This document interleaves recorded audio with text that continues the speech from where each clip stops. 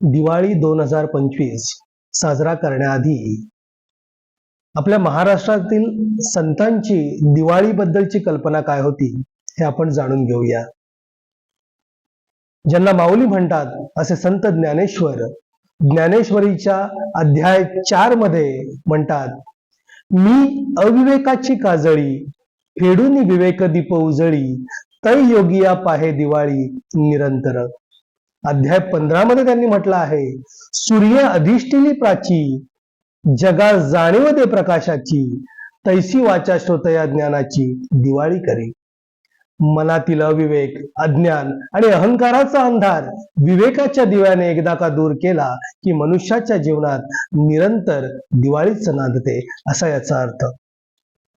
संत तुकाराम महाराज यांनी म्हटलेलं आहे, साधू संत येती घरा तोची दिवाळी दसरा. दसरा दिवाळी तोची आम्हा सण सखे संत जन भेटतील. तुका म्हणे संतांच्या घरची उष्टावळी मजते दिवाळी दसरा सण. संत नामदेव महाराज मागे कसे राहणार?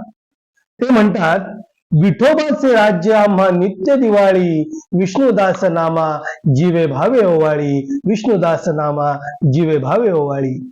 सण दिवाळीचा आला नामा रावळाशी गेला हाती धरून देवाशी चला आमुच्या घराशी.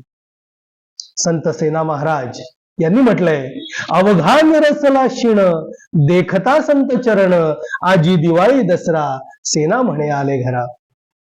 संत जनाबाई यांनी म्हटलंय, आनंदाची दिवाळी घरी बोलवा वनमाळी घालिते मी रांगोळी गोविंद गोविंद गोविंद.